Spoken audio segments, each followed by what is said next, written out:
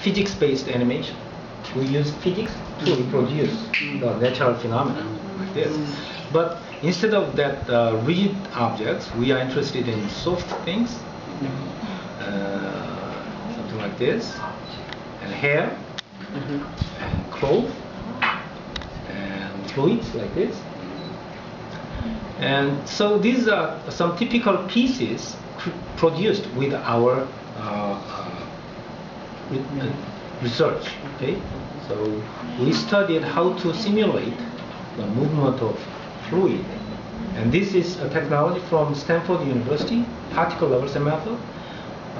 We developed recently derivative particles. So this is Seoul National University.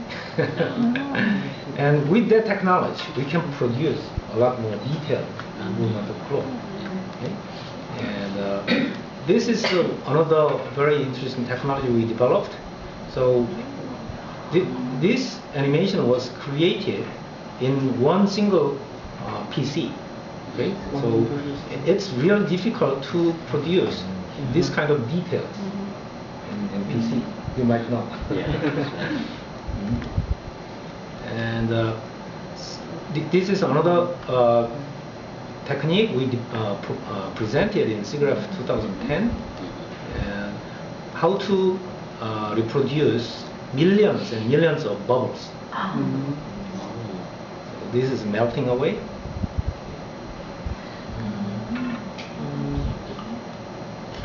And we also studied how to simulate these elastic bodies. So we used the technology for simulating this belly.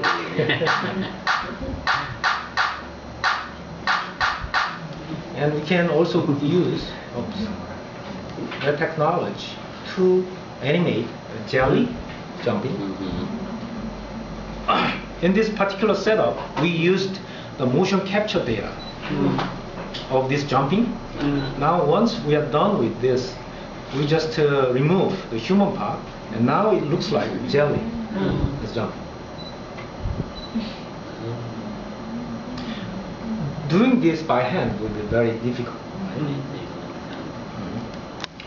And we also worked on human hair. This is how we can produce human hairstyles. And we experimented our technology with the real person. So we looked for somebody who does not have any hair on the internet. This is the picture we got. And we put our own hair on top of this picture. He doesn't know about this. Okay? So we can reproduce hair like this. And we this clip shows long wavy hair in moderate walking motion.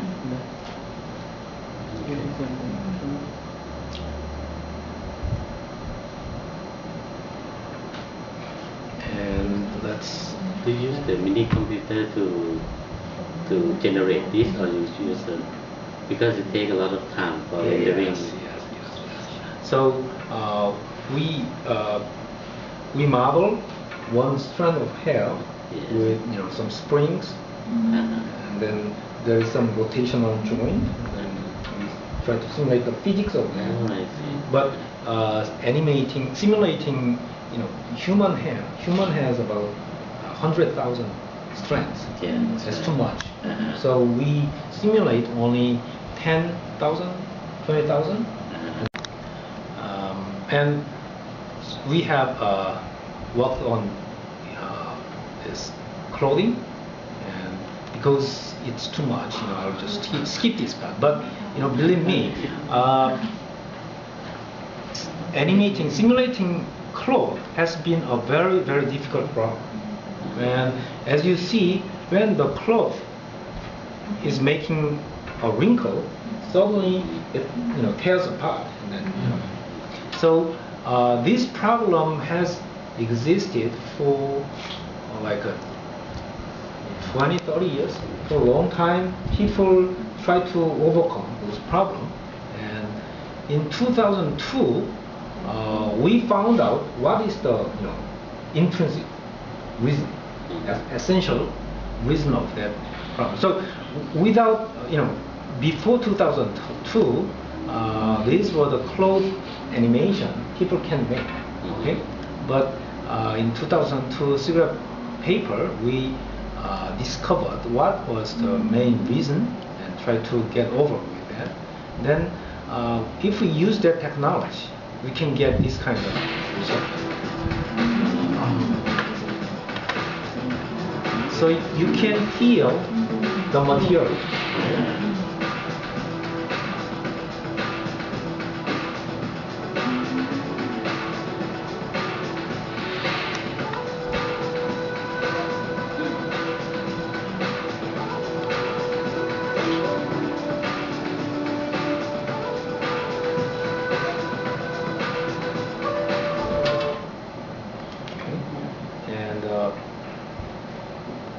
So what we have done in 2002 was, before our, we call it immediate buckling model.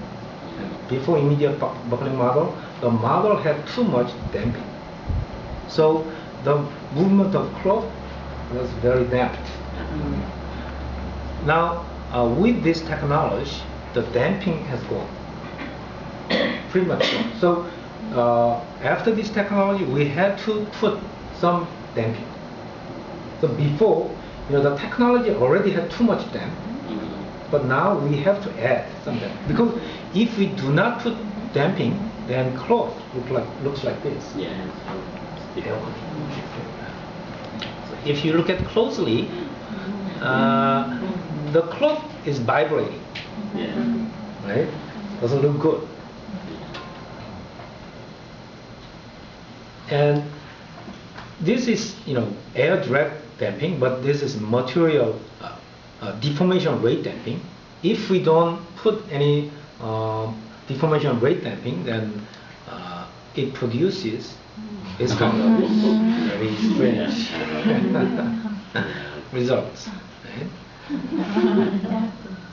So because the immediate buckling model reduced damping too much, now we have to add some right amount of damping, then it looks like some cloth. Okay? So if we put all this, then we can produce this kind of animation.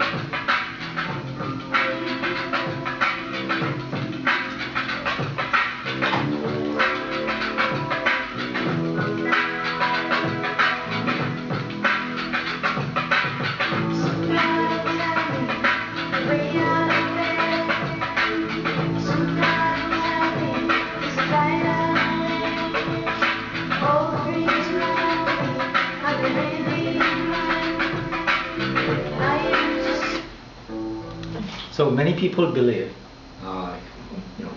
Koreans or international people believe that we have the best draping technology. So we have been working on many different things, but if we look at its impact in human life, we think that this clothing has the most impact in our life. So, our lab used to be graphics and media lab, but we studied a center, digital clothing center. So, our students belong to digital graphics and media lab, but I have many staffs working for this center. Okay, so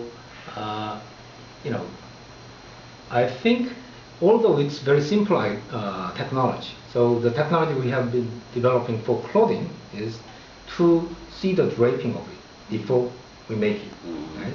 But that can change the clothing industry very much. Okay, So I'll just briefly show you how it can change clothing production. So this digital clothing is the terminology we coined here. Okay? So let me explain more detail what this digital clothing means. When this concept is better understood by contrasting with conventional clothing. So conventionally, when you want to manufacture a clothing, first you sketch its design and you figure out what should be the patterns comprising this design. Then you cut this and then stitch. Okay? That's how you make clothes. Now, almost every aspect of our human life has been computerized, and clothing is no exception. So there are some software that allows you to sketch designs, and there are some software which allows you to draw the patterns. Right? And once you have patterns in the software, then you can print or you can cut this cloth, right? Then you can make this clothing. But I call this semi-digital clothing, not fully digital. The reason is, although you designed with computer to find out that this design is what you really want, you have to manufacture it with real cloth and then wear it. Right? But if you can visualize this result on the computer, draping on the computer, then it's a different matter, right? So you see it on the computer, and then if you don't like anything about this, go back, and then you make changes, and then see the patterns. If you like it, you don't like it, go back, and as many times as you want. And then if you really like this, then that's the time you create real clothing.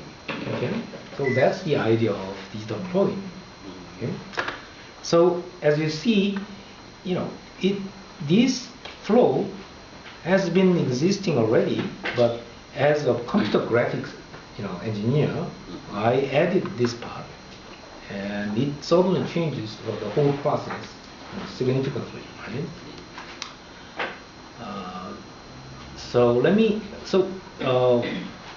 With that idea, we have been developing a software called DC Suite.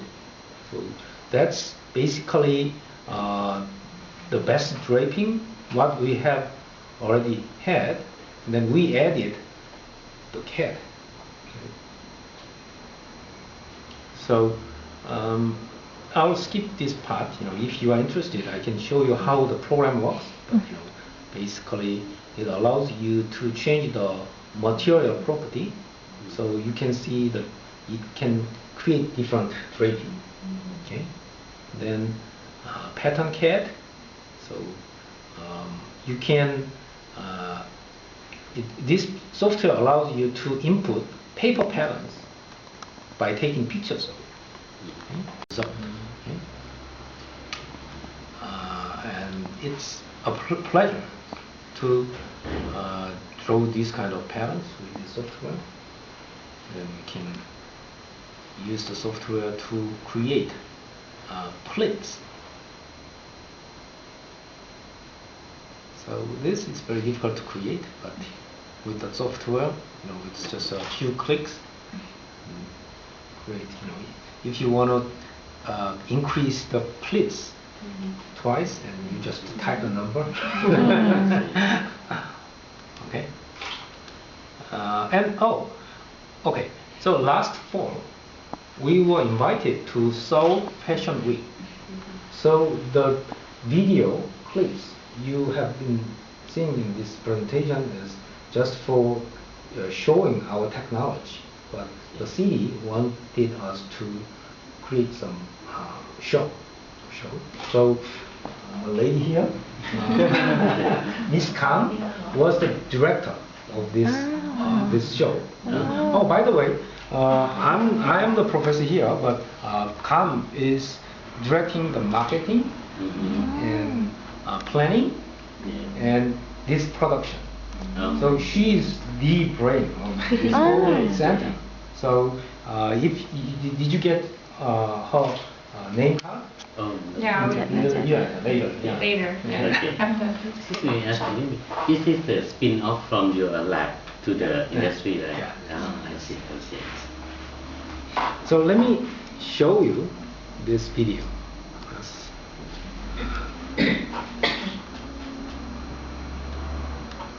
Okay.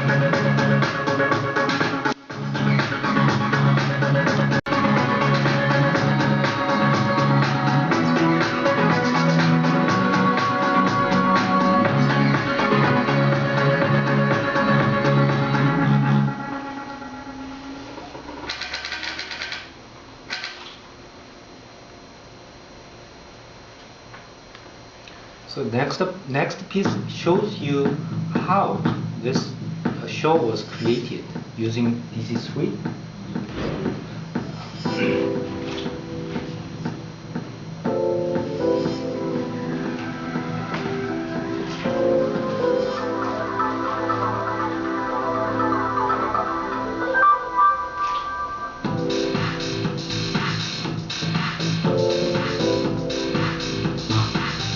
So the software you are seeing here is DC Suite. We can edit background and we can change the material for the paper.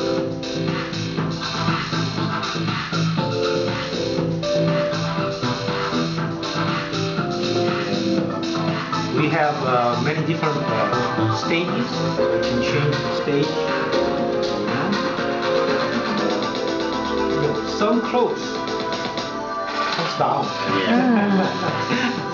So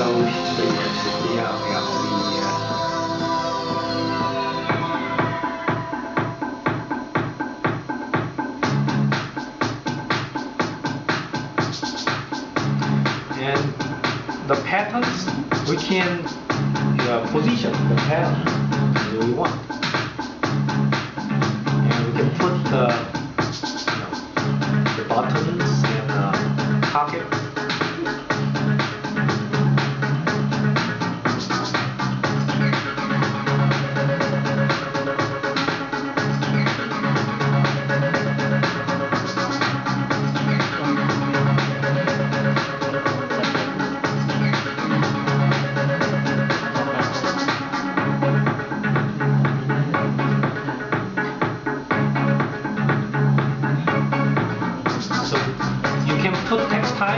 and then you can move that around. And this is how you can create pleats. So these are the folds. And different poses. This will program including the model. Okay. And you can change the hair color. And we can put more realistic hair.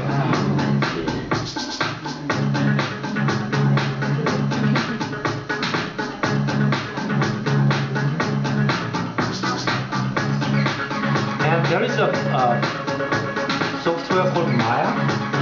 Very well-known animation. Right, animation software. This shows that the data created in this suite can be exported to Maya and vice versa. I see.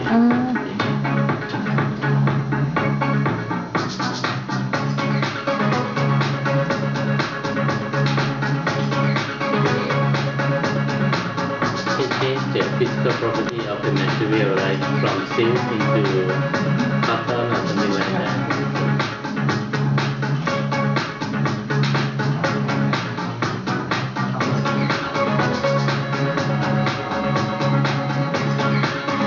So in the next few years, we don't need the modeling, the modeling anymore.